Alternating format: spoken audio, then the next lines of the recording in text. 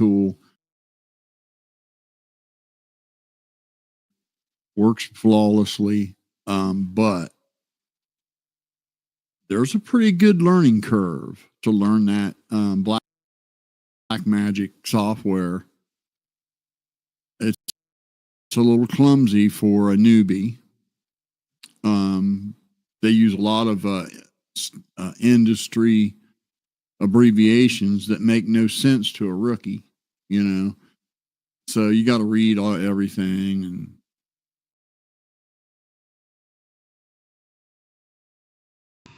what is he showing here? Whoa.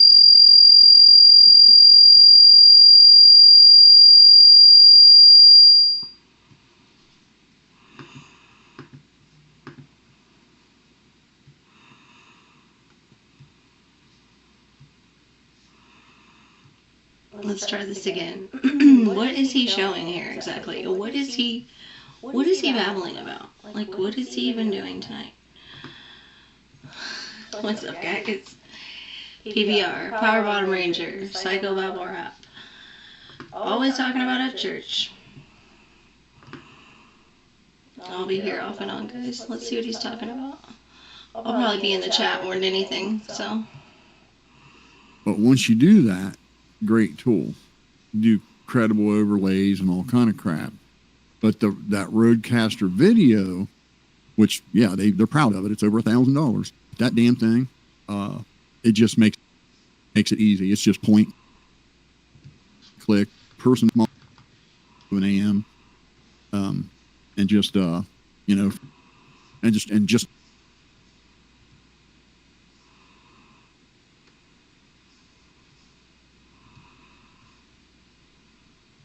only a couple of things that. Oh, and I want to give a big shout out to Daryl Smith. Ran into him today. Yeah, I've had that happen. Had that happen about 4 times now. Ran into people. Hey, I seen you from YouTube. But he came up and spoke to me. A lot of people just waved. Pretty cool dude. Appreciate you, Daryl. We'll get together again sometime. And my picture didn't come out too good, so email me the one you have to psychobabblerap@gmail.com, and it's exactly like the channel spelled with 2 P's at the end.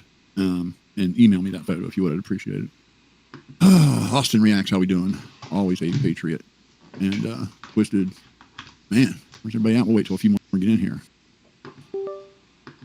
It's probably get a lot of people in the replay because the old algorithm.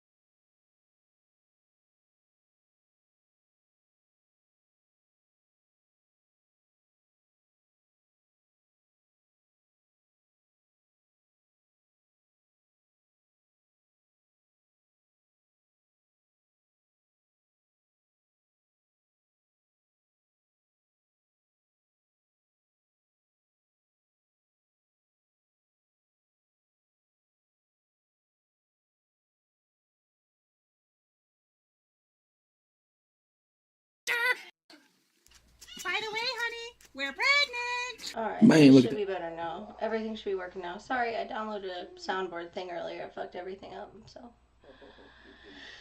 See what he's talking about. I gotta tell you guys. Crack your hair, gotta wait for it to dry. I can't ever get enough of looking at this, man. There's only a couple of things that. Oh, and I want to. We're pregnant. Man, look at that. That what? Shoot. Oh dear goodness. I gotta tell you guys. Crack your hair, gotta wait for it to dry. I can't ever get enough of looking at this, man. There's only a couple of things that. Oh, and I want to give a big shout out to Daryl Smith. Ran into him today. Yeah, I've had that happen. Had that happen about 4 times now. Ran into people. Hey, I seen you from YouTube. But he came up and spoke to me. A lot of people just waved. Pretty cool dude. Appreciate you, Daryl. We'll get together again sometime. And my picture didn't come out too good, so email me the one you have to psychobabblerap@gmail.com, and it's exactly like the channel spelled with 2 P's at the end. And email me that photo if you would. I'd appreciate it. Austin Reacts, how we doing? Always a patriot. And Twisted, man, where's everybody at? We'll wait till a few more get in here. It's probably get a lot of people in the replay because the old algorithm's been asleep here. Honey Badger, what's up? I can't, I gotta, man, I can't get enough. I mean, and it's a guilty pleasure, but I cannot get enough of watching that damn video of Deerdorf telling us how he scientifically figured out how to center a drawer all on his own. God damn, that's it. Oh, we gotta finish. I mean, I didn't like saying that, but you ain't gonna like me saying that out of there. I'm sorry, man. That's like one of them hillbillies where you got a dude. You're looking at a car he's got for sale on Marketplace, and he's asking about $8,000 more than it's worth, and you're pointing out all the dents on it. He goes, "Oh yeah, I'll buff out." Half the fucking quarter panel's missing. That's what that reminds me of. Like, oh, that's close enough. It'd be like it's almost like I got the cracker here. I gotta wait for it to dry. I didn't like saying that, but who's the crazy nut with the dirt bike that chops these fenders off all the time? Oh man, I know one of you guys know. Crazy guy on the dirt bike chops his fenders off short all the time. That's what he reminds me of anyway. Ronnie Mac. I come back and put a hole out right there for the air, so I can do that side. Why? Why's there got to be a hole there? There, boom, those are done. This stuff. And the floor. What are you going to do about that? This is a millionaire's home, And there's only a couple of things that can be taking place here because I've thought about this a lot because it really does. I mean, I'm like, man, Deerdorf knows that looks like shit. Yeah, he knows it does. Everyone else around there knows that looks like shit. There's no way you're looking at this work being done on this kitchen and you come away with anything other than it looks like shit. Even if you don't know anything about remodeling, even the slightest, tiniest little bit, that it just looks like shit. And that's not what a millionaire's kitchen would look like by any stretch of the matter. That's like some cheap rental on the second floor that, it's just, like your budget rental that you're going to rent out to some partying teenagers and, close enough is okay because they're going to tear it up. I mean, I would have a hard time giving that to a tenant. Like if I had somebody renting and I was going to put a new kitchen in the rental, I'd have a hard time even doing this lousy of a job then, let alone my friend, and then put it on YouTube for everybody to see. That's the part I don't get. Is that there wasn't one person that said, "Hey, dude, I don't think you want to put that on YouTube." No one spoke up. It's unreal, man. And so the only thing, after mulling it over many, many times, the only conclusion I can come up with is that they're taking advantage of Ryan in every way, shape, and form. They are taking advantage of him, and he is dumb enough to let them. I envision Deerdorf telling Ryan that, "Oh yeah, that stuff fix that countertop, man. It's about $400, dude. So yeah, I'll run down and get it now, man." And Ryan giving $400, and Deerdorf run down to the fucking dollar store and gets a fucking roll of tape and some glue for $3 and put the $397 in his pocket. And I got a feeling that's why it took a year and a half to build and $1 million to build a $200,000 house that looked like a $200,000. All right, so back up here. Oh my God. I don't know who did this. Okay. You guys may know this or maybe you don't, but I lived in a log home. My second wife owned a log house in Wisconsin, a nice one. It was, I would say 1,600 square feet, probably. It was your traditional salt box style log house with a steep pitch roof and a 3-room dormer, a dormer that went the whole length of the upstairs on the back with 2 separate dormers on the front. Pretty nice looking log home. It had a 2.5 car attached garage. She had this when I met her. And this is not how you do. I'm sure a log house kitchen is done this way. So I didn't know what I was going to fix this here with because right there it's got a chink and foam. So I bought one of these, cut it down, put the screws in it. Got this stuff here. It's some fucking patch mud. Millionaire's kitchen. Anyway, let him finish. I'm going to try to embarrassing himself here. Get it all matched back up. We'll see if that works. It looks like shit. Anyway, the way you're supposed to do with the log there is you wouldn't have the cabinets slap up again the logs. Okay. The way that I've always seen it done, and I've not only lived in a log home, but, was part owner of one for a while and have been in many. There's furring, you build the wall out wherever you're going to have drywall, like such as a kitchen where you want to have a backsplash, you got to have drywall there, right? So they take these little, I want to say they're probably quarter inch thick by 1 inch wide strips, furring strips, and they'll run them up down the wall, and then they'll screw the drywall right to that. And then you put your cabinets in front of the drywall, and then you can put a traditional backsplash up. You can have your electric boxes, can be sunk into the drywall. You ain't cutting into the log. And that is the way that I've always seen it done. And it just shocked me that Deerdorf is butchering that kitchen in that house like that. And Upchurch is a big enough fool to let him do that. And probably, how can he think that's a good job? I don't know how to think that. Just other than you're just fucking clocked out. That's all. And then, what the hell? So, yeah, I got recognized today and talked to a fan that kind of inspired me to get on here tonight. I was kind of thinking about it anyway, but, I had that damn flu that tried to kill me. Tried to kill me and my wife both. Literally, it absolutely did. And can't explain it, but it just literally, when that stuff gets in your lungs and you feel like you cannot breathe. It's like you take in air, you feel yourself taking in air, but nothing happens. Like your body ain't reacting to it. Your lungs just ain't working. And man, having to be put on that ventilator, that shit sucked. I don't ever want to do that again. And so then after I had that done, then I had to get a scope done, and they scratched my throat doing that scope. Man, I had to just raspiest, driest voice for 2 weeks. That couldn't hardly sound. I sounded like a RF, K there. And finally got that healed up. So no more oxygen, no more sore throat, kind of back to normal. I actually rode my motorcycle the other day when it was nice out. But, and then I was thinking about, I've been watching, it seems like Ryan can't upload he can't upload a video unless he's bad mouthing somebody anymore. And then I seen Twisted sent me this link where he was on this country rap. What is it? SHXT episode 44.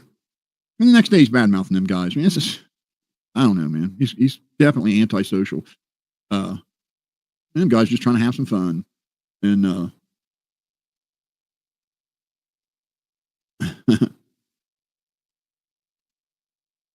yeah, I'll have to finish watching this whole thing, Twisted, because I only watched about 10 minutes of it, but I've seen enough. Like, Jesus Christ, he sounded like a fool in there. He's so above all that stuff. It just shocks me that, he's still doing it. And, I thought when Ripta moved back there that things might tighten up a little bit. And it just seems to me they drug him right down with them, and he's smart enough to bail before he didn't have sense enough to bail anymore. Get a few more in here. Usuals. And so anyway, I've been thinking that I went live. When was that? I'm thinking it was right after Christmas, or not too long after Christmas. I went live one morning at like 5 o'clock in the morning, and I had 1,300 people in there in a matter of about 15 minutes, which tells me that there's a lot of people up that early that are looking for something to watch. So I might start doing a regular live stream, 1 or maybe 2 days a week, at 5 a.m. to 7 a.m., just talking about current events and giving my opinion for what it's worth. And Rumble is paying pretty good for ads on live streams on Rumble. They're paying better than YouTube. Not a whole lot, but better. You get a better percentage. And I've seen the quartering. Man, he's had 400,000 or 500,000 people in his views, or in his live streams on that Rumble. So there's people over there too watching. So I may do that and just dual stream it to YouTube and to Rumble at the same time. And so I thought, well, if I was going to do that, I'd upgrade a bunch of stuff, which I did. And this is the first time I'm using this computer that I just put together. It's a Core i9, 128 mega RAM and a high-end vid card, NVMe drives. And so I got one of those, I went ahead and got one of those, what was I going to call it right here?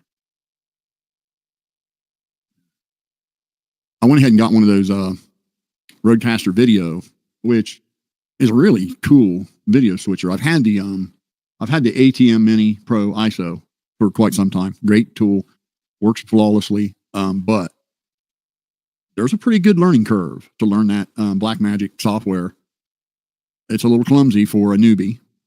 They use a lot of industry abbreviations that make no sense to a rookie, you know. So you got to read everything. But once you do that, great tool. You do credible overlays and all kind of crap. But that Rodecaster Video, which they're proud of it. It's over $1,000. But that damn thing, it just makes it easy. It's just point, click, drag and drop stuff. It's so simple. You can do like a 3 or 4 person split screen with automatic overlays. You can insert videos anywhere in your live stream that you want, small video clips, and go, you know, just really cool. I can't wait to get used to using it. But yeah, you guys want to keep an eye out for that, because I'm probably gonna start doing that consistently within the next couple of weeks. I don't know what day. I'm looking at probably like Monday and Wednesday, 5 a.m. to 7 a.m. And just you know, from social issues to politics and everything in between, just to see who's up, who wants to shoot the crap that early in the morning. I know a lot of you guys are up that early, and but I don't even know what to say with that. Yeah, rats fleeing a sinking ship. You got that right. I don't even know. It just blows my mind that, you know, I watched that Ryan call out everybody all spring and all summer, from Tom McDonald to he started. You know, that beef with Adam Calhoun was completely 100% created by Burkhart and Upchurch out of thin air. They just manufactured it out of thin air. And, you know, they just rode that for all it was worth. And then when Adam finally got fed up enough to respond, it was like, oh man, why won't he leave me alone, man? He's weird, man. Won't quit talking about me. Won't quit bothering me. It was the absolute opposite was true. The absolute opposite was true. And you watch these stupid simpletons, these fans of his that are so incredibly low IQ that they don't even realize that you guys understand, Crack Squad, that he only does that because he knows you're too stupid to know better. He sees you as useful idiots, and that's why he can just contradict himself and lie to you like it don't matter, because he knows you're too damn dumb to ever check. I just don't understand why you'd be loyal to somebody like that. I mean, because there's no way he has a lick of respect for you guys. He makes fools of you day in and day out because he gets you believing nonsense. You guys run around out there defending that shit, defending it, and then he turns around and just makes a fool out of you because it was nonsense the entire time. And, you know, calls out all these other rappers time and time again, and they finally respond, you know, like, you know, just in time, man, give a shit what you say. That diss he made was a piece of art. Very good video, very good lyrics, very good. The composition was just spot on. It looked like something that you used to see on early MTV. You know, I mean, it was a damn good diss. And then Ryan don't even respond to it after calling the guy out for months. And there you guys were, Crack Squad. You were out there all defending old Ryan, just defend. And he just made you look like fucking fools because he don't have his shit together enough to even respond to a diss track with a better diss track. Because a couple years ago, he would have fucking responded to that and just crushed it. When you look at, what's this? It says, I have no doubt. I have no doubt. There's how's little Frank there, Big Daddy from Cincinnati. How's little Frank? Anyway, where was I? Yeah, he made you guys look like idiots. And I'm having a hard time understanding why you keep defending him when he keeps doing that to you. Tells you he won a court case. He didn't win shit. You go check yourself. 1 of the 5 people suing him accepted an offer. That's it. That's not winning anything. That's losing. That's what that was, losing. And it just blows my mind that no diss tracks. After all that running his mouth, I'm coming for you, Tom McDonald. You're next. From the shower, straight from the shower. Nothing. And thank God Tom McDonald's got, you know, enough class that, you know, he don't have to stoop to Ryan's level. Ridiculous. You know, and I think if Adam Calhoun could have done anything different, I would just put them diss tracks out and just let him fucking bake and not even tried to talk sense to him or, you know, repair any friendship with him. Because when he can take a friendship like that, somebody that's just a good person, that's always said good things about you, and just fucking just be just a complete dweeb about it, and literally try to shame you for caring, for being a good enough friend that you care enough to come and see, are you okay? Because you're really talking some really crazy shit. And then you ridicule the guy like he's got some kind of man crush when it was just a friend checking on a friend. Same thing with Jelly Roll, who could have, when he was asked who the next big country breakout artist could be, he could have said any fucking buddy. He could have said anybody. But he said Ryan. But the only problem is you don't see Ryan committing to a country label, which is a fucking true statement. It's true. That is a true statement. And he tries to turn that into something that it's not. And just nukes that friendship like it didn't matter. And then tries to talk like he's more relevant. And he's nowhere near as relevant as Jelly Roll. He will never be that relevant again, ever. Those days are gone for him. And it's a shame because every bit of music that he puts out now has all this baggage attached to it. All the stupid videos, the just saying the most ridiculous shit ever. You know, flipping on his video and talking matter-of-factly about Doug Bishop. Talking matter-of-factly about Doug Bishop, insinuating Doug Bishop was in on some conspiracy with the Codley Rodney case because he was too stupid to know that Prosser Family Campground and Truckee, California are in the Tahoe National Forest. He was too stupid to know that. So his clue that they were suspects was because he said that she went missing in Tahoe National Forest and she actually went missing at Prosser Family Campground in Truckee, but both are true because Truckee and Prosser Family Campground are in where? Tahoe National Forest. Just the stupidity that took place and it continuing for 3 years. Just all that baggage is attached to anything he'll put out now, anything he does, anywhere he goes, anything he says. And now you got all this other crackhead stuff attached to it with the calling out all these other artists and then acting like they're bothering him when they finally respond. Accusing Adam Calhoun of having diss tracks that didn't exist, calling him out so he does make a diss track. And then when he does make a diss track, instead of, responding to it and trying to like crush it like a rapper would, he acts like Adam's bothering him and like simping on him too much. It's just unbelievable. Just the total disrespect for a friendship. Just unbelievable. Oh, Dagburn. Dagburn's just being Dagburn. Hell, he's allowed to do that. Who cares?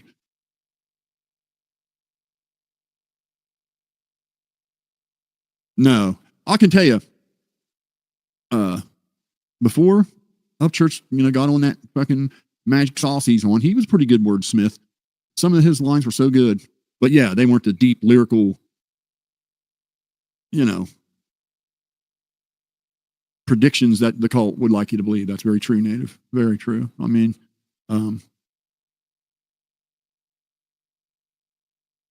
they're having a powwow. What are they powwowing about? Who can we pretend that? I don't even know what that shit was about.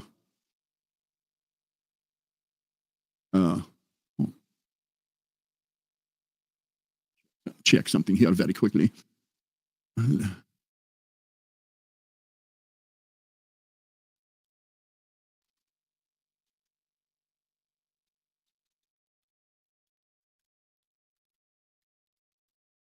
Hold on one sec.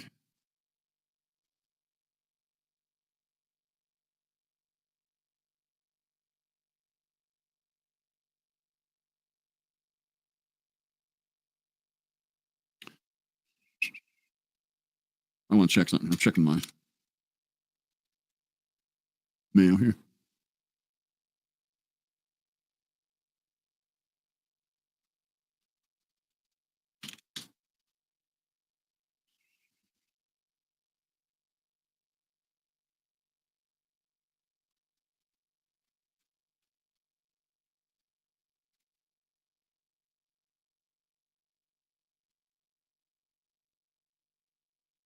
Okay. Here we go. Cool. That's it. Yep, there it is. All right, I'm gonna show you guys this picture I got. Now,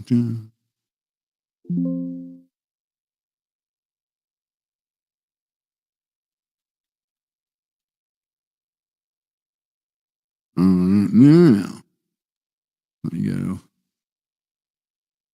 On. Let's see. Pull this up here. Hold on. Do that.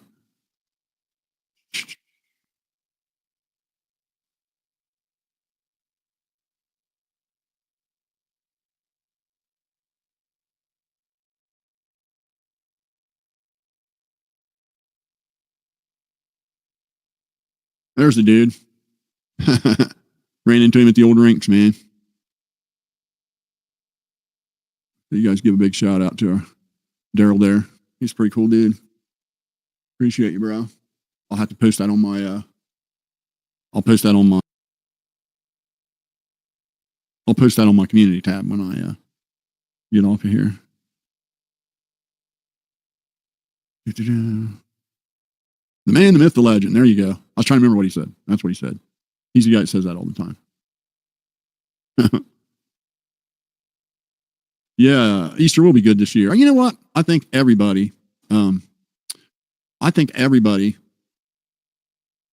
like when you're out and about and you're around people and you're seeing people and you're talking to people and shit, people are happier. People are more confident. I noticed that a lot of people are spending money. That, you know, I used to have a booth down there where I ran into Daryl, but I pulled out of there and, God, I want to think, might have been around 2016, 2017. And we went to Dover, and had a pretty good, did okay at Dover with the audio stuff. You know, you don't take your top shelf stuff to the flea market. You know, you take stuff that needs restored or stuff that's got blemishes and bruises on it.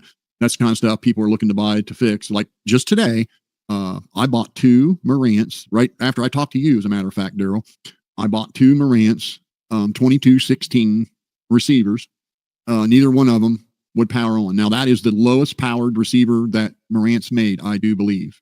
That's 16 whole watts per channel. And but if you guys don't understand the difference between Class A tube amplification and this new shit, okay, 16 watts on a Class A tube amp is equivalent to 200 watts on some receiver you're going to buy at Best Buy today. Just, you know, and especially when it's driving, you know, some 4-ohm paper cone speakers. I mean, that 16 is, believe it, enough to hurt the speaker. And, but anyway, those things have a typical thing that goes wrong. I'm banking that that's what it is. And if it is, hey, those things sell for $500 a piece on eBay all day long. Got one knob missing on one of them. But anyway, we had went over to Dover and we did real good on the used, you know, tattered electronics over there for 2 or 3 years. And then that place really went to crap when the roof started leaking. And then we moved to a newer one that was up there close to where Dumbass used to live, Martin, up there real close to where he lived and where his wife worked. There's a flea market there, big one. And we've been in there for quite a while now with one booth there. And then we're in another one down off of I-75. But anyway, I see people out buying stuff, like, you know, both of them, like just general stuff people have been buying. I see, you know, I go to the store, see people buying stuff, and hell, we have been with confidence. You know, the TV in the den, I'll have to do a video in there and show you guys. The TV in the den took a shit, and it was a 75-inch TCL, the high-end one, if there is such a thing, from TCL. And so I went and got an 85-inch OLED. Man, that son of a gun. I don't know how I mean, the resolution on that TV is so clean and so strong and so crisp. I just don't know that how it would ever get better. I mean, it just seems to me that next step's 3D, like they're standing in the room with you type deal, you know, because like holograms, because man, the resolution on those OLED TVs is something now. I mean, man, they make some good TVs, dude. If you're looking for, I have, and I know this is gonna piss Crack Squad off, but they're just gonna have to live with it. I have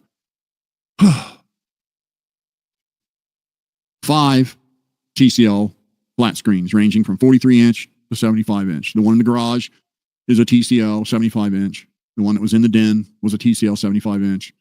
The one here in the computer room is a 43-inch. The one in the bedroom is a 50-inch, and the one in the kids' room is a 50-inch.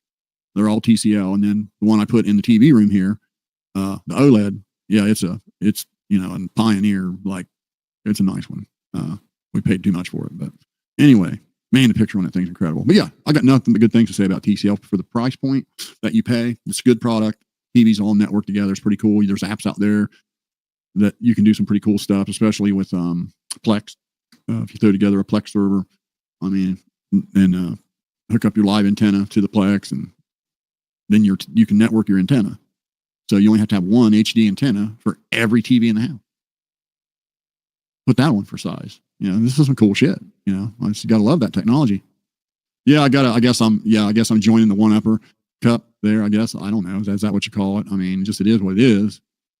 Rusty Truck has the 146-inch world champion TV racer TV. That one. Okay. Yeah, I'm never going to be that good. I mean, I could never achieve those goals. I've never been the world champion of anything. I just wouldn't even know how to act to be the world champion of something. You know, I mean, I'm still trying to figure out, you know, how one girl could blow 40 windshields, but I guess these things happen. You know, you just got to be there. In the redneck raw. Yeah. Man, I'll tell you, Ryan is one of them guys that has probably survived on intimidation and simplify, right? Because, you know, he never gets held to account. So, you know, he can, okay, it's over 100 inches. I see. I'll never be that good, dude. Never. I'll never be able to achieve those goals. It's just way out of my pay grade.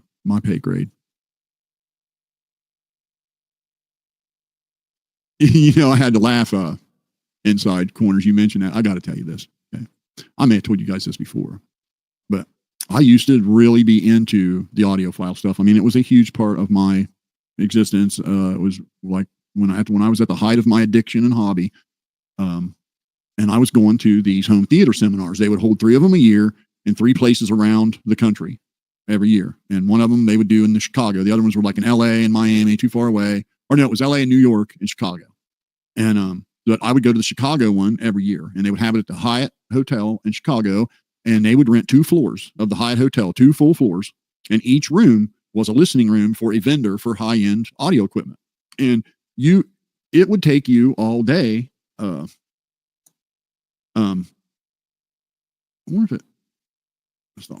would take you all day, literally all day, to walk through just one floor. And then, you know, maybe the second day you do the second floor, right? And you would see these displays, like all these high-end audio companies would have displays. I mean, for some of you that don't know, or maybe you should know, there's speakers there that are, you know, $80,000 or $90,000 each. There's like some that are made in pure marble that you have to have a forklift to move it. You know, you can't, it's too heavy for men to move. And a speaker. And then, you know, some of the tube amps. And, you know, we were just talking about wattage. One of the clearest, most realistic sounding setups I ever heard was like 26 watts. And it was an open, just totally open case tube amp from the 50s. Man, that thing sounded amazing. With the right speakers and turntable. But at these seminars, that's where I first saw the Sony G90, which was the Sony G90 was the home theater holy grail of projectors. And I would argue that it would still hold a candle today to anything made today. It would still stand right there with them. Because the CRT, which is the 3 separate bulbs, which is red, blue, and green, that will make all the other colors. Those type of projectors were known for being the only device that could make true black. And in order to have a very realistic film, you've got to be able to make black. And these digital projectors, digital monitors, whatever, they will not make black. You can't just, you know, they've gotten better at it, but it's still not true black. It's got light to it. Where the CRT technology can make true black. And so it really makes for an incredible picture. And you can use line doublers and line quadruplers. A company called Feroja made line doublers and line quadruplers for the Sony G90s in the early 1990s. And we were doing well over 1080p with those units before high def 16.9 TVs were even a thing. They were doing it with Sony CRT projectors.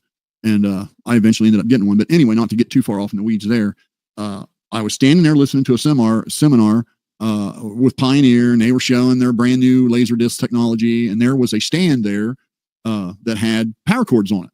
And some of these power cords were like $600 for a power cord. Okay. And this dude walks up and he picks up the power cord and he's sitting there holding it. And I see the $600 price tag and he's talking to the salesman. The salesman's telling him how good it is. And there's some other dude there, which I think was probably a fluffer. If you know what a fluffer is, he just, he's one of the dudes that'll stand off to the side and go, oh yeah. I got one of those, man. It was really good, man. You know, I really heard the difference. You know, he like, you know, acts like, you know, he's just throwing in his 2 cents. And, so the salesman's about got this guy convinced to buy this power cord. It's like $589 plus tax. And he's just about ready to pull out his credit card and commit. And I said, those things would be pretty good if you didn't have 15 cent per foot Romex through your whole house. You know? But see, that's the shit that you would get from the one-upper in Cincinnati there. The one-upper, he would have to have the $500 power cord, and he would swear to God to you that it sounds better, oblivious to the fact that it can only be as good as the 15 cent per foot Romex coming from your electric box to the outlet that you're plugging that $500 power cord into. But there are people that will still buy that stuff. But you should have seen the look of death that salesman gave me, because that dude put that shit back right away when I said that. It dawned on him, oh shit, I guess I do have, I would have to upgrade all the wiring in my house to the level of this power cord in order for this power cord to make a difference. And I'm not saying it wouldn't. If you did that, maybe it would, but you're not going to convince me that you can have 15% plain old hardwire Romex from the pole to the house and then from your box to your outlet in your room, and then you plug in a $500 cord for the last 4 feet and it somehow makes a difference. It's just, it's stupidity is what it is. And then, you know, the guys that are buying these, you know, atrociously priced speakers that are just, all they are is bragging rights. You know, you can only do so much to a paper cone speaker other than the cabinet that it's mounted in, you know, can get better.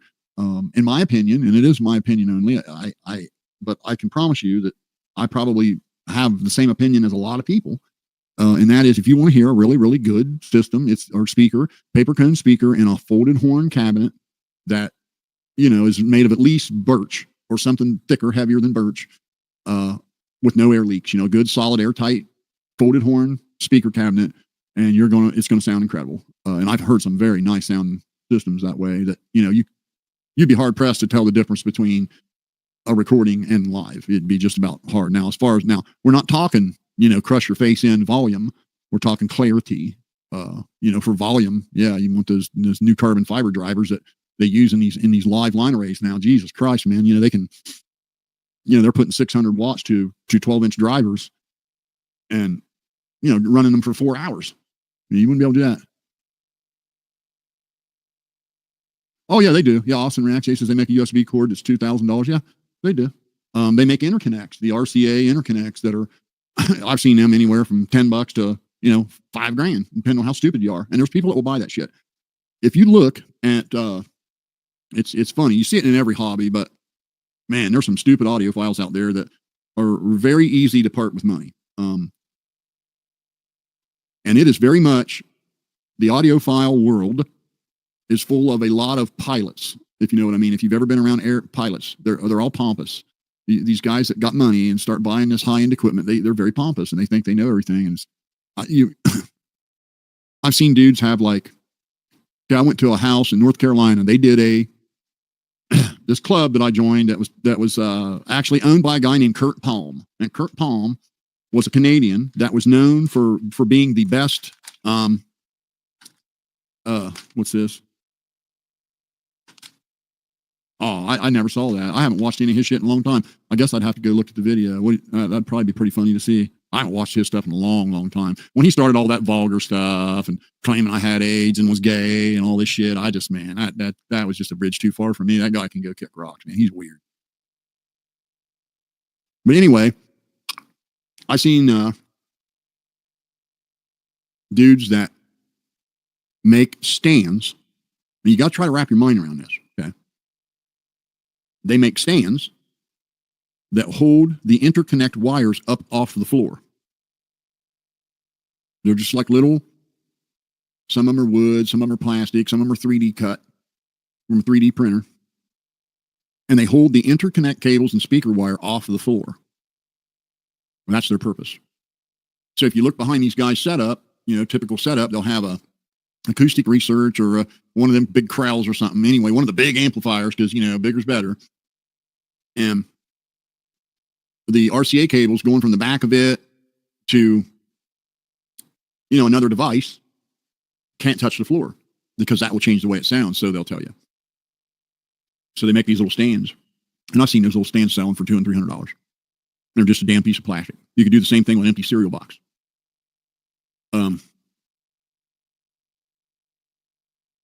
So he blew the oil out of his snowblower. What do you do? Leave the oil filter off, or leave the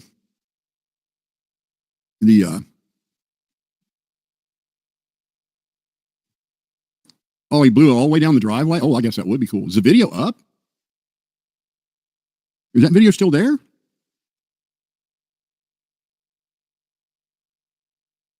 It blew it all over the house? Oh, man. Is the video still there? I can picture him doing something like that because he's got the man skills of a 13-year-old girl. Man, if that video's still there, that'd be pure gold. It's a short. Yeah, if somebody finds it, send me the link. I'd like to see that. As I said, I haven't watched any of his stuff in a long, long, long time because he just, I don't know how do you sit and listen to somebody contradict themselves 6 times in 10 minutes. I've never seen somebody contradict themselves the way he does, and he does it with no shame. I mean, he will completely contradict something he said 10 minutes earlier and think nothing of it. I mean, and he does it a lot. I just, man, that's just below my, I can't stay interested in something like that. Yeah. Well, the problem is when it's 2 consenting adults and a consenting mother, there ain't much I can do about it there, honey. I can't make someone else's kid do something they don't want to do. So there you go. And there's no law because 17 is the age of consent in Mississippi. And so there you go. There's much you can do about it there, buddy. But, nice try with your selective moral outrage. It's a nice try. The only problem is you have no morals.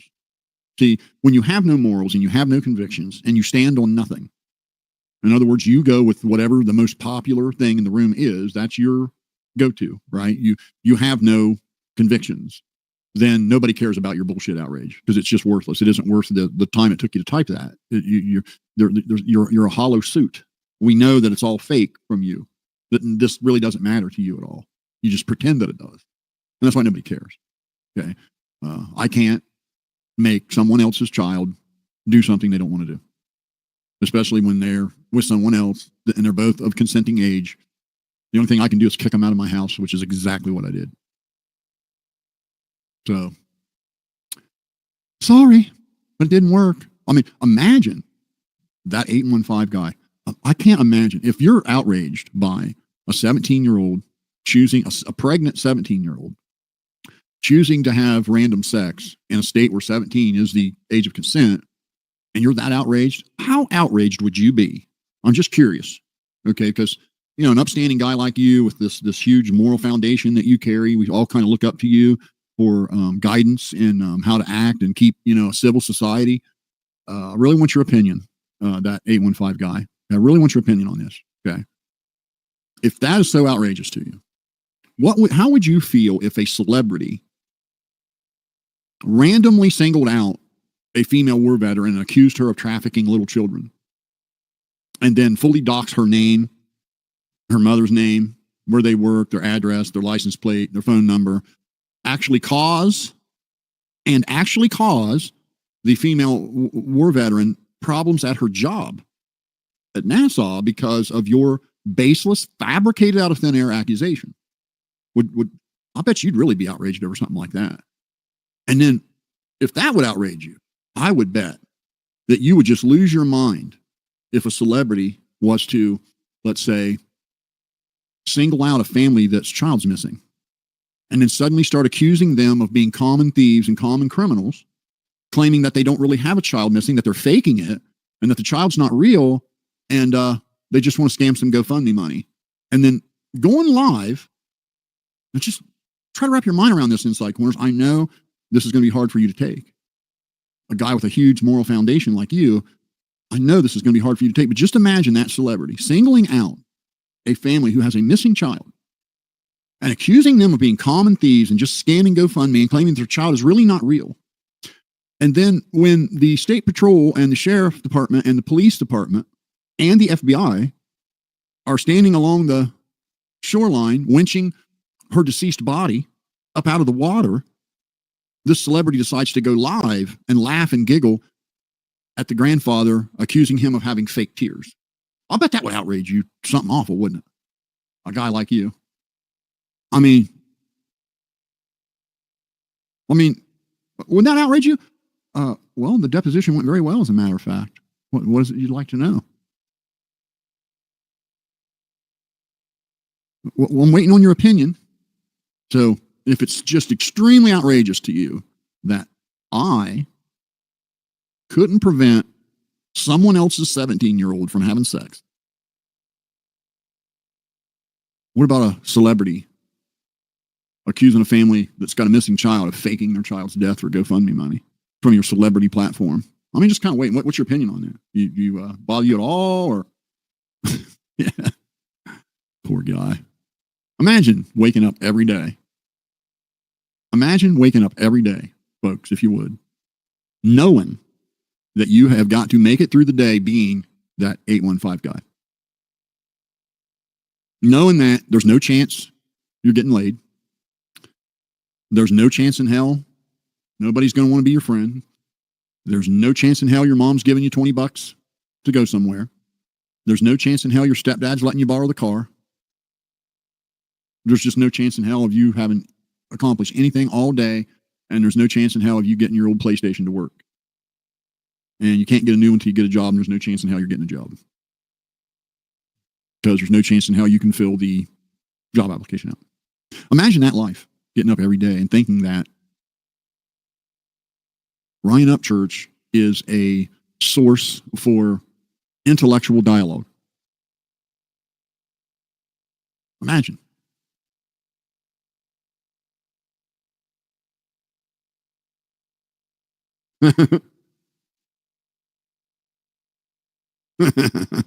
Yeah, that's pretty cool.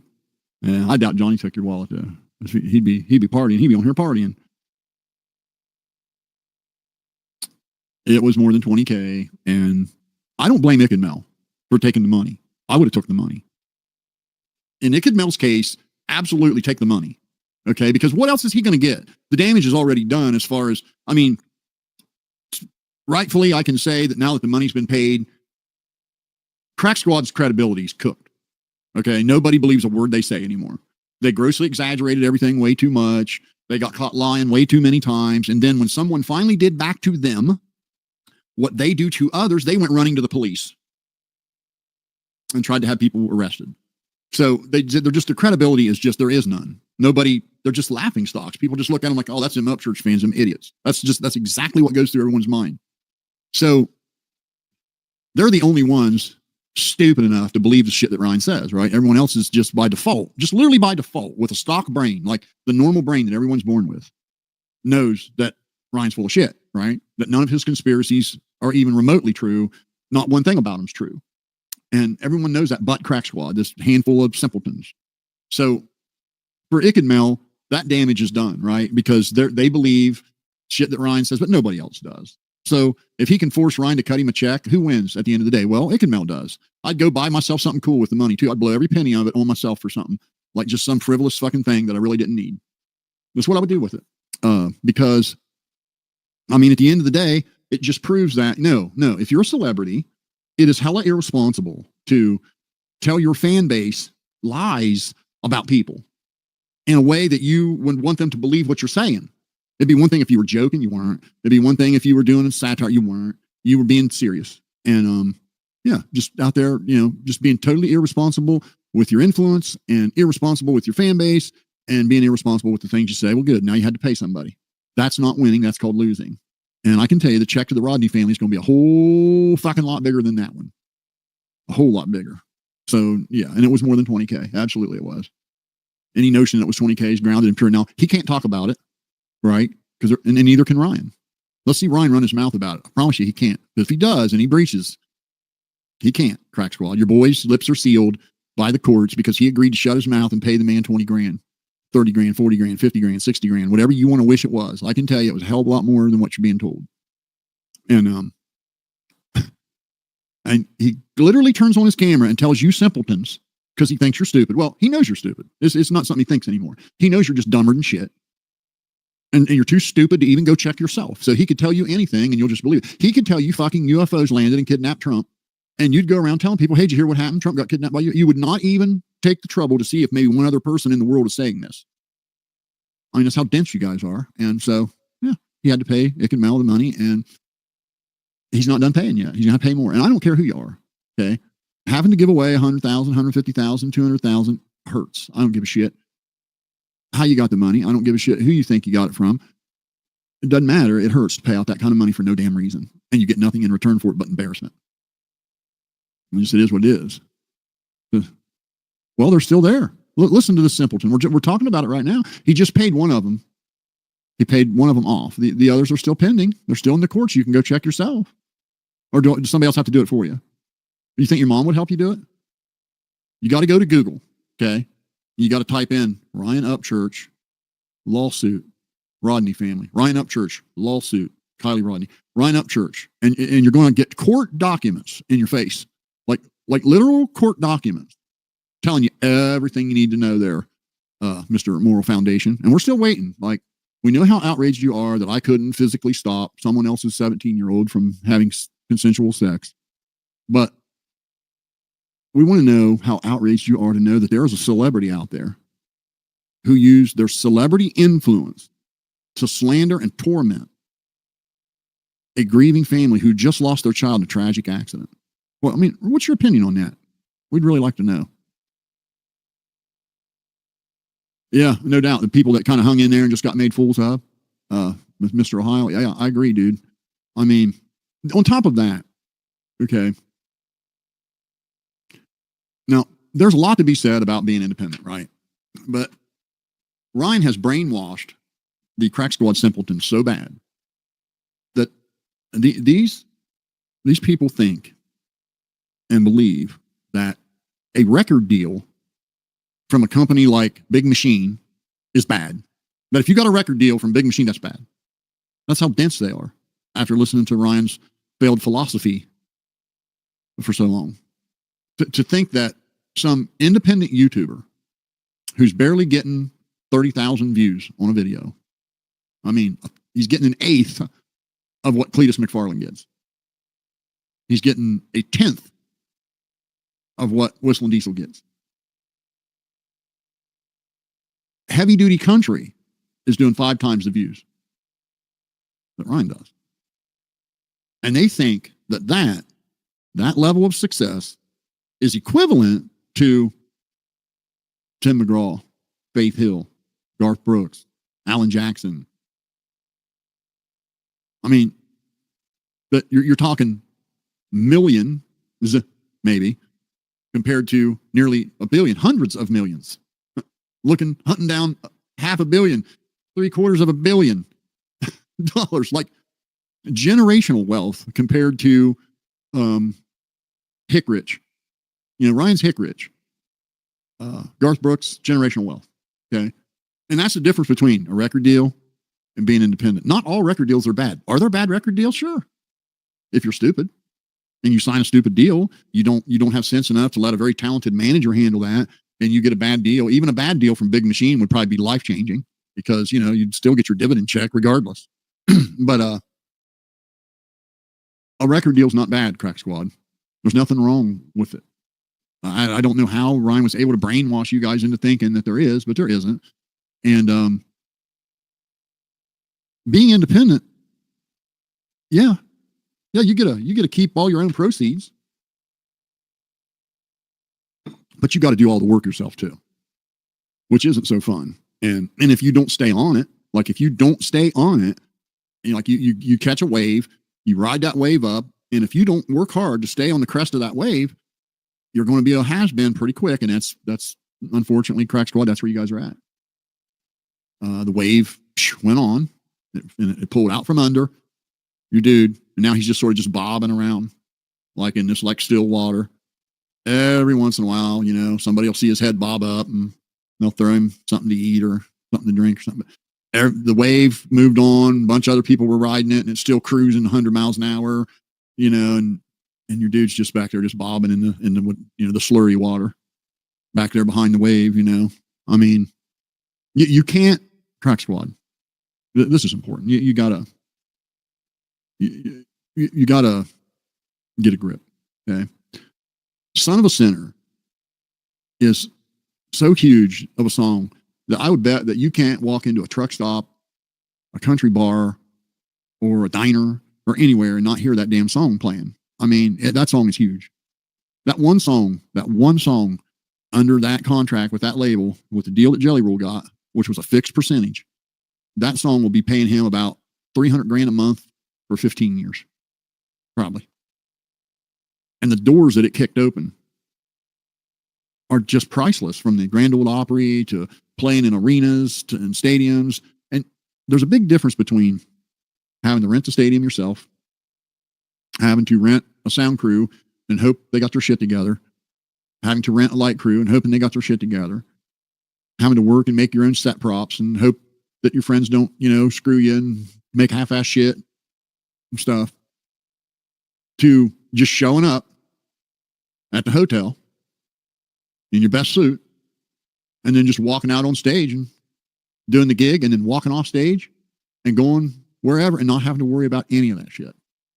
You ain't got to worry about none of that stuff. You get a big check. You ain't got to do nothing. Just show up and sing.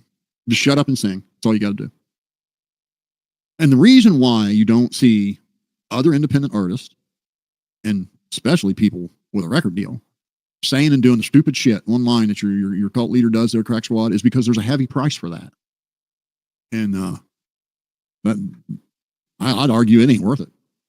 What Ryan should have done was he should have never, ever, ever used the same channel that his music is released on, and his name, his music name, and his music mantra and aura and all that is attached to. That channel should have only ever had music on it, nothing else. And then maybe some other low rate channel where you do all the other antics, that's not associated with the music channel at all. That would have been a lot smarter, because now the algorithm that would categorize the music is also the same algorithm that's categorizing the vlog. And the vlog is being throttled to hell and back. And so now so is the music. And I don't know how you fix that. I don't see him fixing it. I don't see him fixing it.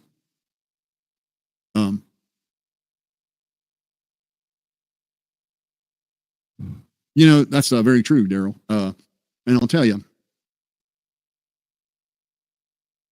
having every no, I didn't.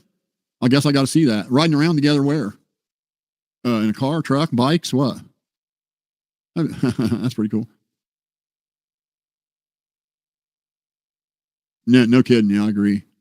No kidding. That's just too much money to. Me too, buddy. Now, see, some of the stuff that Ryan has said is true. You got to bear in mind, he is right about a lot of things. Okay.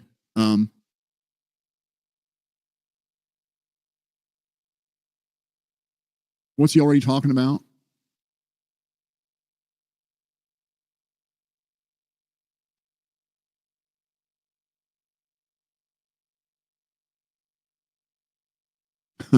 He stole my wallet. But it is pretty like, oh, really? No kidding, huh? Cool. But the record labels will, one of the things they do that's kind of dirty is, like, for example, they could sign, say, for example, they'd sign a Luke Combs, and he goes in the studio and he does a single and maybe has 3 songs on a 8-song album that he's contracted to release within so many months. And the manager plays the title track for the CEO, and the CEO says, "Oh, that's trash." They don't then release that talent. They shelf it, which is wrong. Okay, so what they do is they take a guy like that and just shelf him. So he's under contract. He signed a record deal. He still got his money. He got a check for that contract. A lot of times it's a third of your total. I think usually, and I could be wrong, but I'm pretty sure I've heard it said that if you sign a record deal, the record deal is based on a projected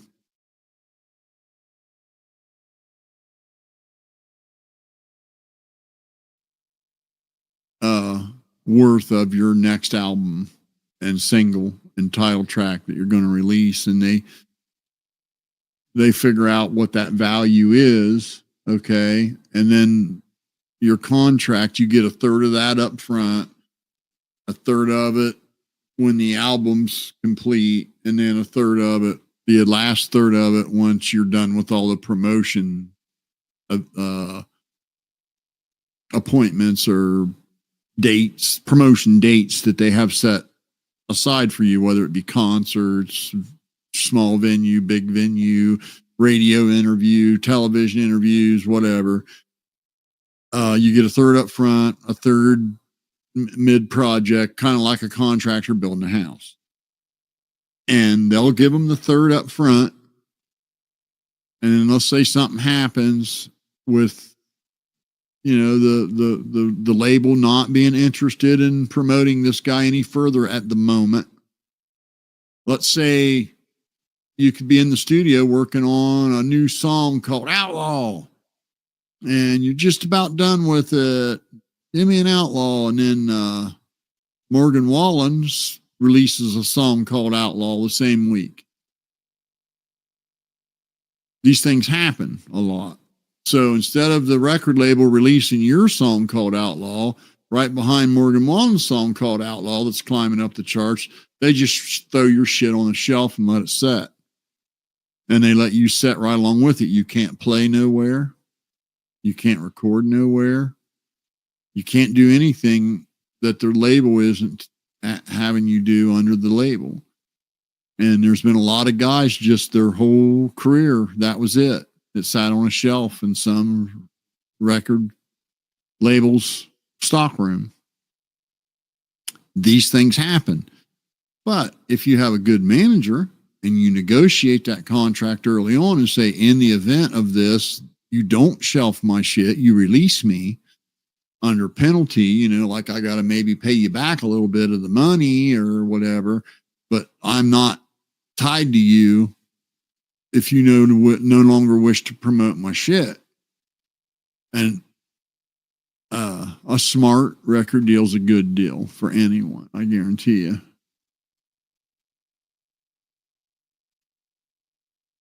Right. I think Ryan will be flat broke when he's 45, 50 years old. He'll be flat broke.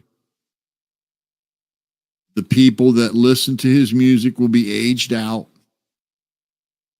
There won't be any new listeners because A, algorithms crushed, and B, people don't buy the same record twice. You get that initial bump of a record being released and the sales and the royalties from it, but you're not going to get that repeated again in 10 years. That's only going to happen once.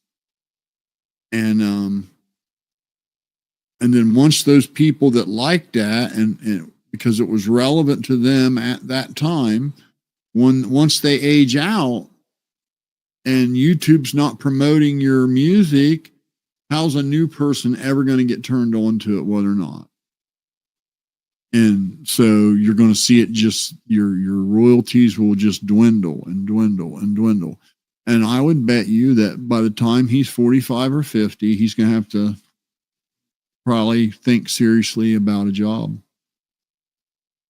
to get some income coming in, because all these people that he's paid for, that he's kept like bitches, they will be nowhere to be found when he's broke.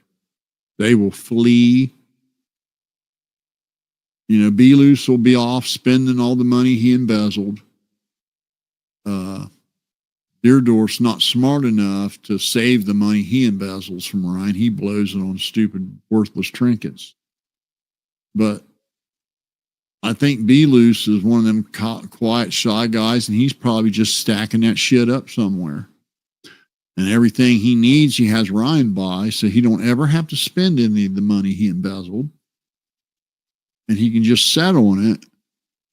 And if he needs a new camera, Ryan will buy it. If he needs a new pair of shoes, Ryan will buy them. He needs, some gas in the car, Ryan will pay for it. And so he just kind of sets on what he embezzled. But see, Deerdorf's not that smart. Deerdorf, he's a hick rich, and he blows it as it comes in, and then makes a video talking about how it got stolen right from the console, right there at Walmart, right in front of everybody, right out of that, right there, right where he put it. It got stolen. That money did, 10 grand.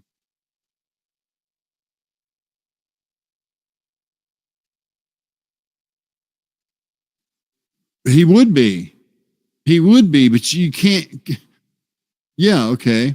Adam says, yeah, I'm set for life. But here's the difference between Adam and Ryan. Adam doesn't run out and buy another car every time he gets depressed. Adam doesn't go out in his driveway and smash up, $200,000 worth of cars because something didn't go his way.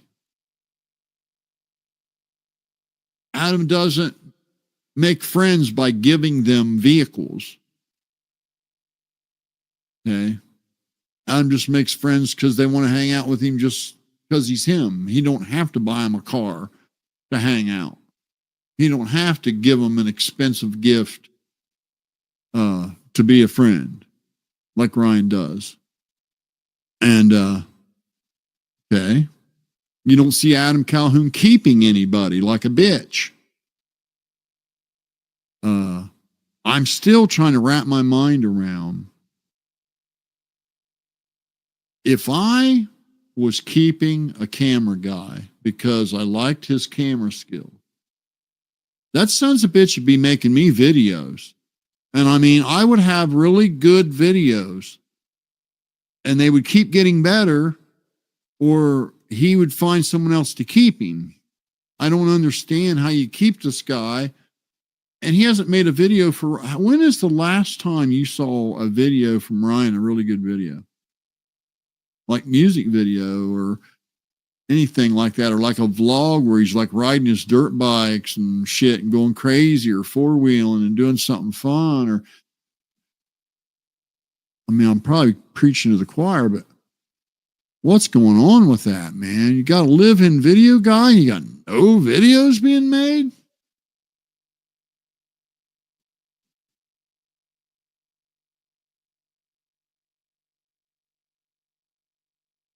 Oh, there he is. Hey, what's happening? I guess I'll have to find this video. Very true, yeah. No doubt about it. So, yeah, I kind of look for that. Yeah, he'll be broke because, none of these things are going on. Adam's not paying 4 or 5 people to be his friend, putting them up in houses. He's not, buying cars for 50 grand, either giving away or selling them for 10 grand. He's not doing there's a limit to how much of that you can do, even if you do have a shitload of money to just throw away. I struggle with who would be out buying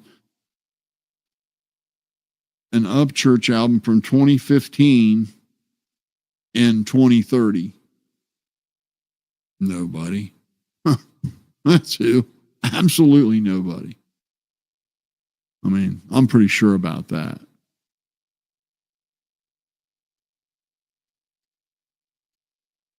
It's a shame it shouldn't be that way.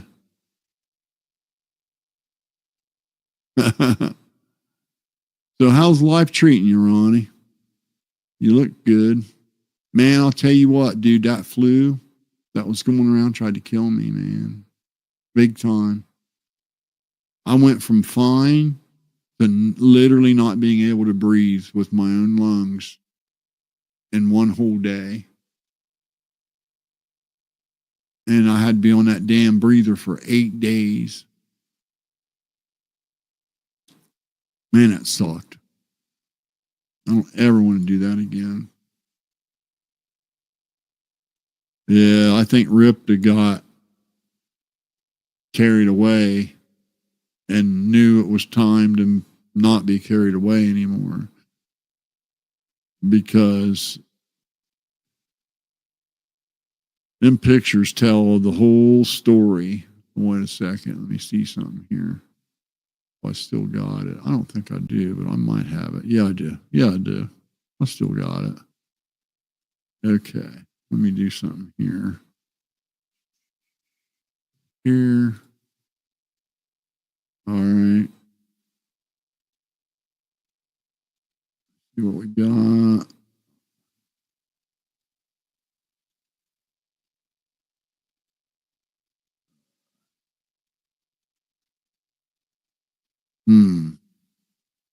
Yeah, I thought I had a.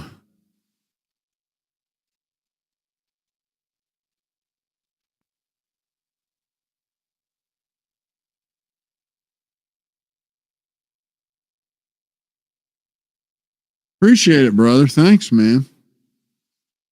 Appreciate the super chat.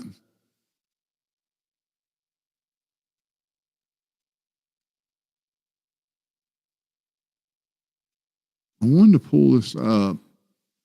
See what we got. Media assets. We've got this one.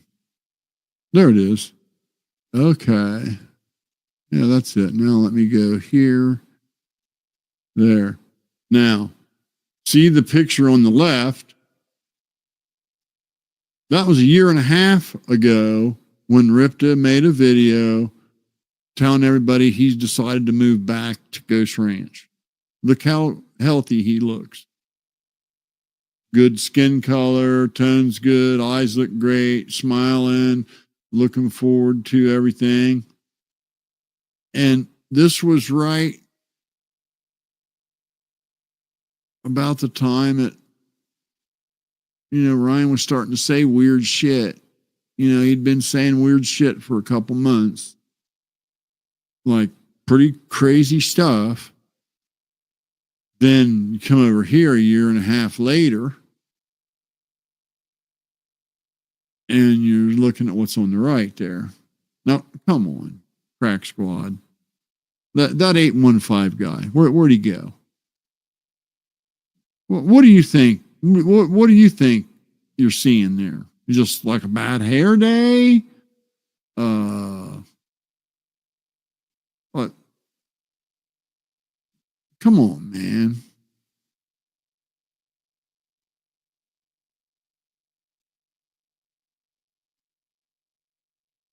I know.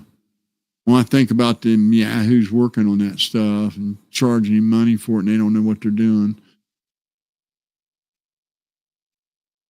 Stop lying. I never touch your butt. I'll never touch your butt. I'm trying to think what I had. I got to see if I can. Hold on. I had videos saved, and I was laughing. Oh, it's on this daggone machine.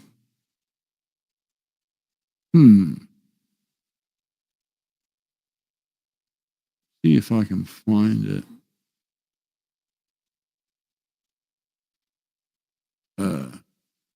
I had pre-recorded a little comedy skit that I don't think I ever played. I found it the other day, and I was laughing my ass off listening to it.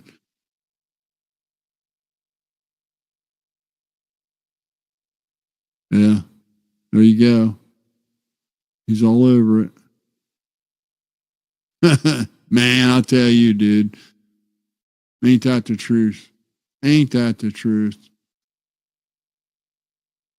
Let me see if I can find this. Let me see if I can find this clip. Listen to it the other day. See. Going to Roads Central. Now we go back. Local recording.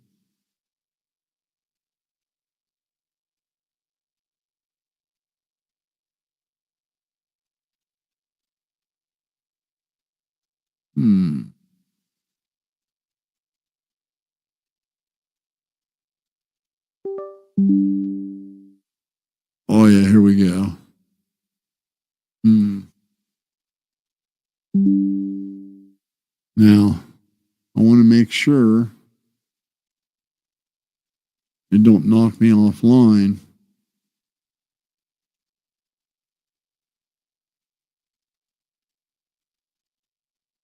Yeah, that's the sad part right there. Yeah, no doubt. Yeah, hopefully he'll snap out of it eventually. The worst thing is I can't imagine, my kid, he kind of had to get out of it because he ran out of money and ran out of people to mooch off of. And so his rock bottom came knocking. Yeah. So true. Okay, let me see. Is this thing transferring? What's it doing? Oh boy.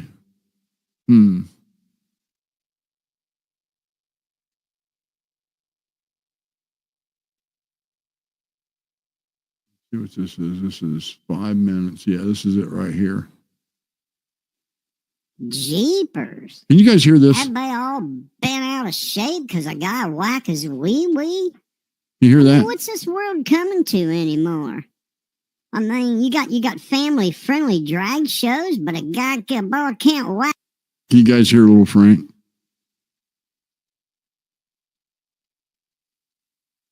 Cool. All right, let me let it play. I found this, man. I never posted it. I recorded it at Christmas time.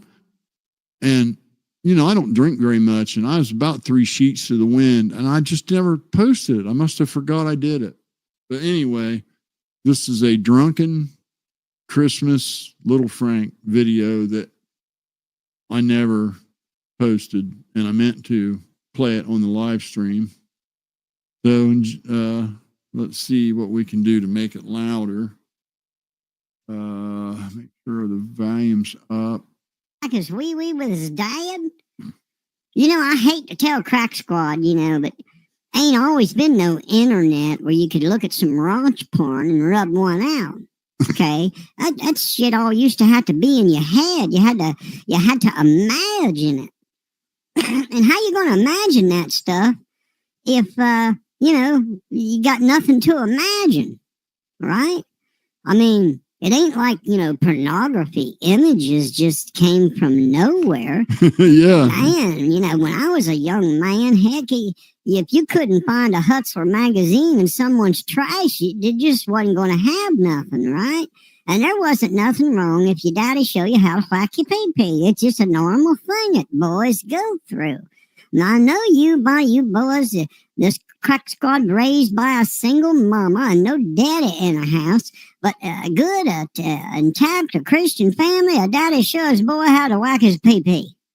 That way you're not walking around too horned up and sticking at places you shouldn't be, But anyway, I wouldn't consider crack, and I just gotta say this. What happened to us kids that wanted to be molested, for God's sake? You ought to have seen how hot my stepmom was. I would have let that... Wait, that's for a whole nother video.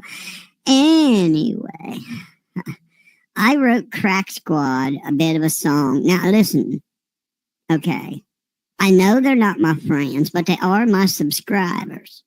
And so... I do owe them a bit of a Christmas gift, so I wrote Crack Squad a song that goes a little something like this. You can sing along if you want to.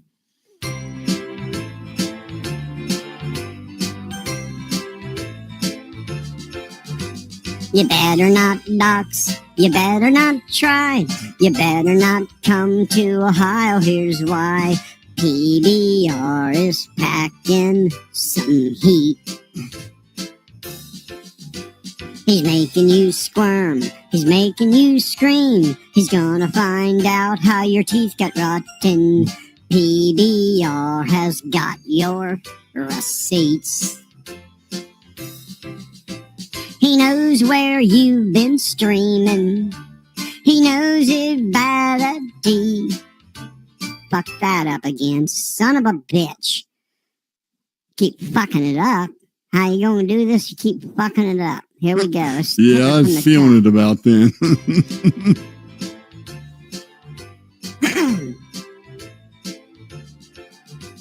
You better not box. You better not try. You better not come to Ohio. Here's why. PBR is packing some heat. He's making you squirm. He's making you scream. He's gonna find out how your teeth got rotten. PBR has got your receipts. He knows where you've been streaming. He knows you have bad teeth. He knows you've been hitting that pipe, so don't be telling us lies this deep. Oh, you better watch out. You better not try. You better not come to Ohio. Here's why. PBR be telling the truth. He's making a list. Oh, He's Jesus. I checking can't remember how twice. long it He's is. gonna find out who doxed him twice. PBR is keeping it real. He knows when you've been fibbing. Yep, there's the end of it. Holy shit. I must have been fried.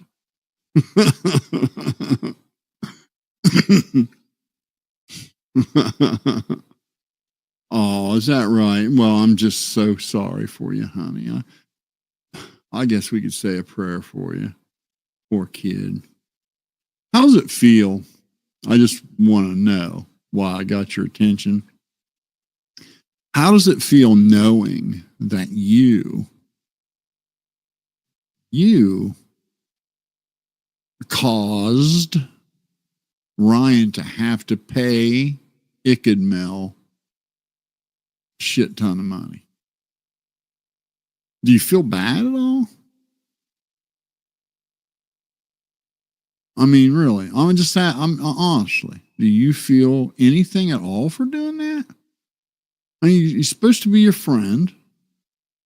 You go on his live stream and you put some absolute, just complete nonsense inside his head. And then it ended up costing him 3 lawsuits and now a payout. And it ain't over yet. I just wonder if you ever feel bad about it or feel like, you kind of screwed the guy. I mean, you should probably be paying some of that, don't you think? I mean, honestly. Oh, well. You can't teach these guys class. You either have it or you don't. You either have it or you don't. But, yeah. There's that.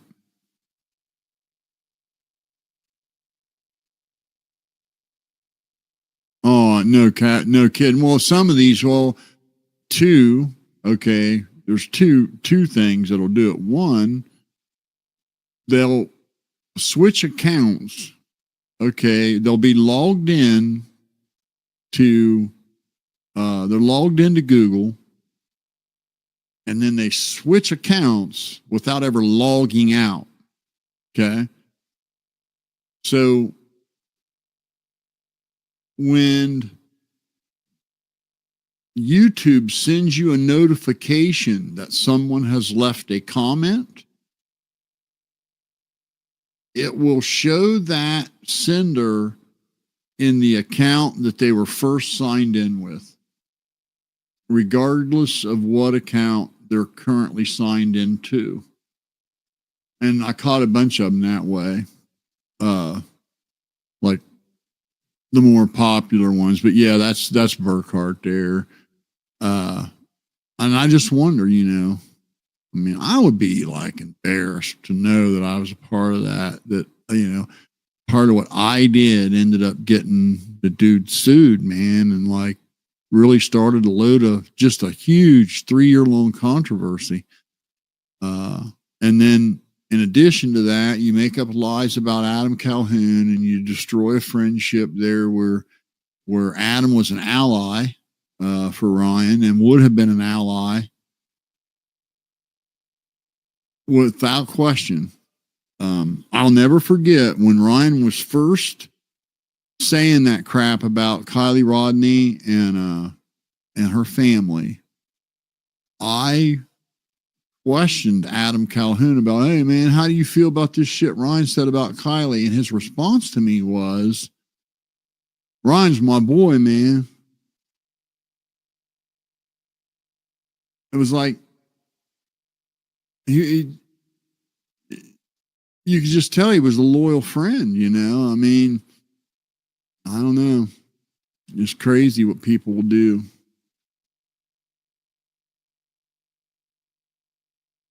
Everybody gets sued. I wonder what he's being sued for. I'd like to find out.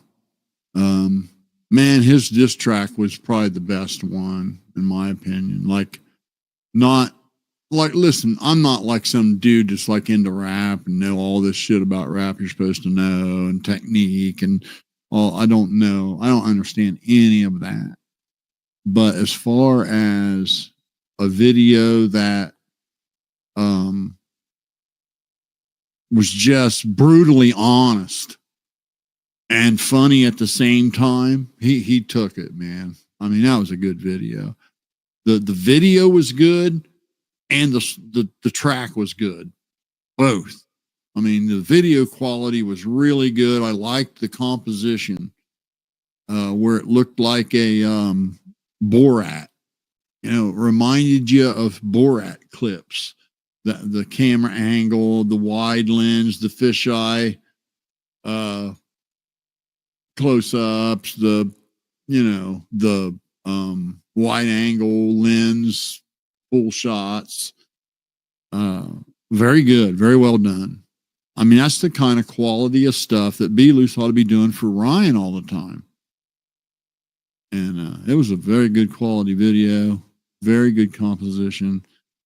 Of all the videos that responded to Ryan's call out, his 8-month-long call out full of just rude, nasty insults.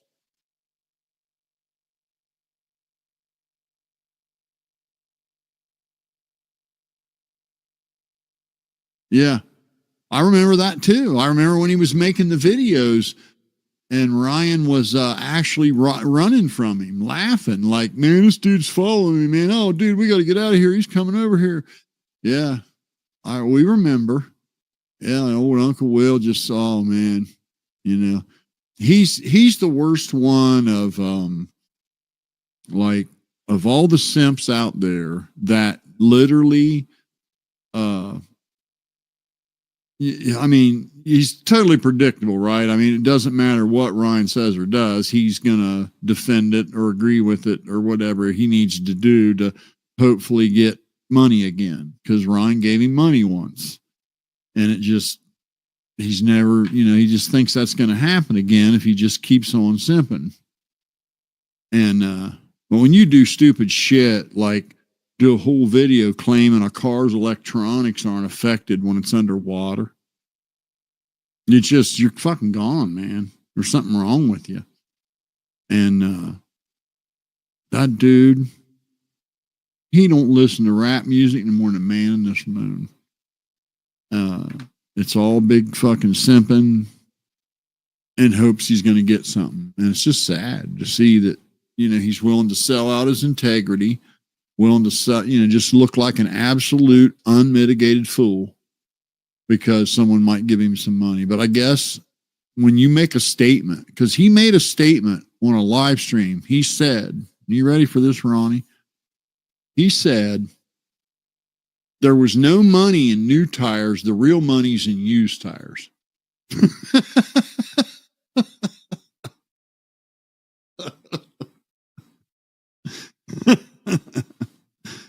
And, and you gotta appreciate the fact that's his world, right? Like that's his circle. His people buy used tires. They've never bought new tires. He's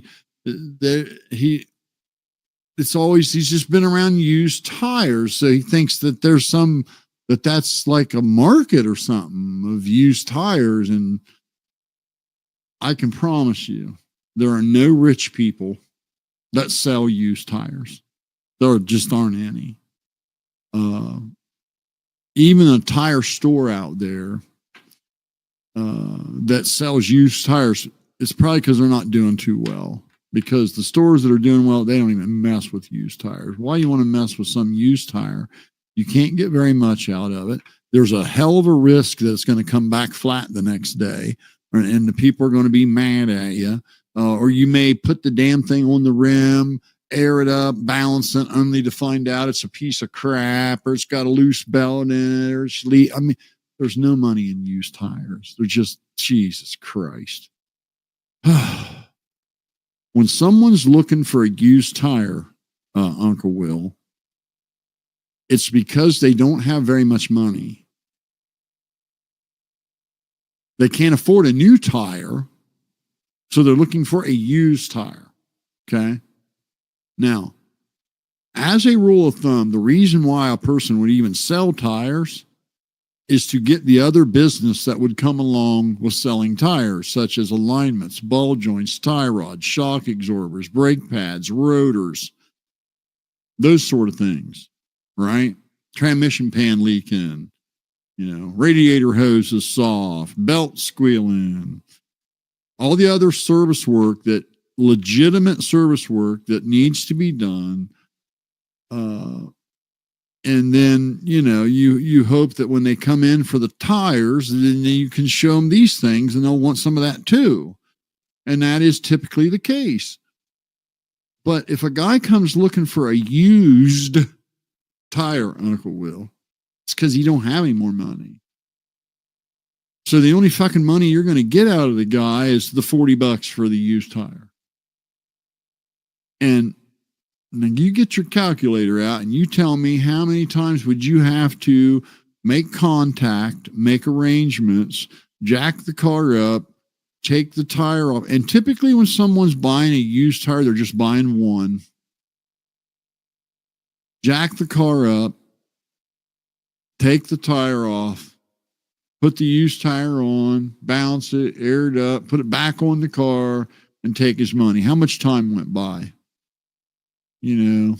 Like a normal person, probably 5 minutes. You, 30, 35 minutes. So how many times you going to do that a day at $40 a whack and tell me you're making money? You kind of want to have that like $1,000 payout per vehicle or $2,000 payout per vehicle. And then you can start talking about, well, maybe you're making money, but at $40, no, you're not making any money. And you never will. And then you'll just be hick rich your entire life. Like you do when you're taking, you remember that time your boss gave you that money to go to the warehouse and buy them truck tires? And you was counting it in the car like it was yours, showing it to everybody like it was yours because you was hick rich. That was the most money you'd ever seen. It was a couple $1,000s. Remember that? Yeah, that's hick rich. And, for you, that's, with the used tire gig, that's 3 days of work. For a shop that sells new tires and a bunch of service work to go with them, yeah, that's just one service ticket out of 15 or 20 for the day. But that's why they make you guys work outside and mechanics work inside. Just saying. Anyway, he made that video just completely destroying his credibility, claiming that because Ryan said so, then he was going to try to defend what Ryan said. And he literally made a video claiming that a car's electronics would not be affected underwater. And he took a fucking battery with nothing but a fucking light bulb hooked to it and put it in a 5-gallon bucket to prove that. Fucking simpleton. Yeah, he begs. I know, man. And them bed bugs, there's pretty bad bed bug infestation there on his block, unfortunately.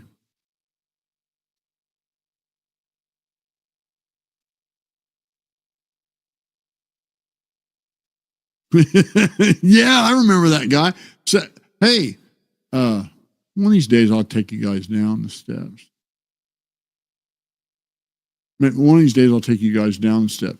Yeah, it warms my heart to know that you guys still talk about my basement.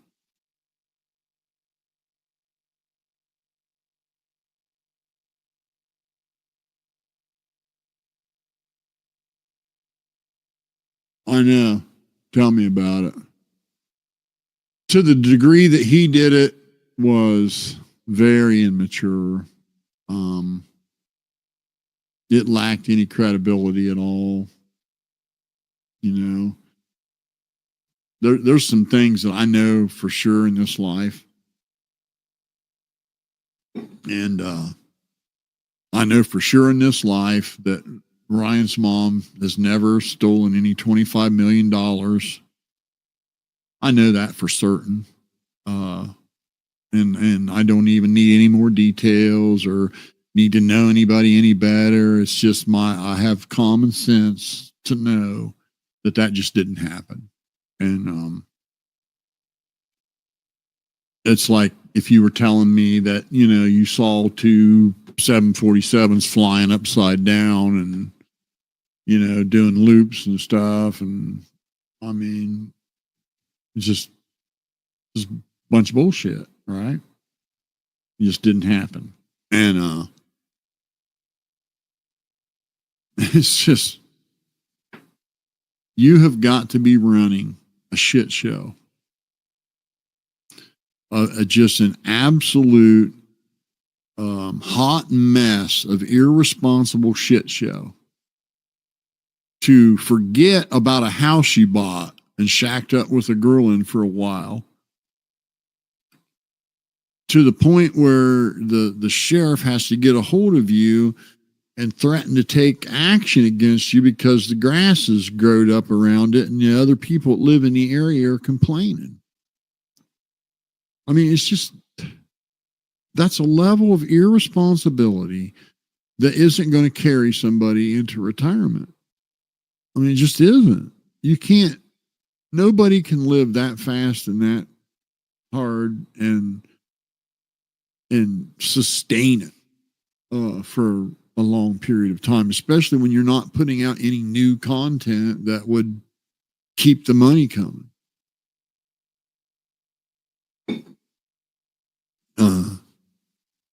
And man, that there was a dude that posted pictures of that house on Instagram. Man, that was a brand new home, had never been lived in. Ryan moved in there with that chick that had the little kid. Wasn't there very long, moved back to Ghost Ranch, bought that house there in town, moved in there, and he just let that house up there go to hell, let the weeds grow around it, people got in it, you know, and just, jeez. I said, whatever. Okay, yeah, glad you can afford it, man. You're glad that's the way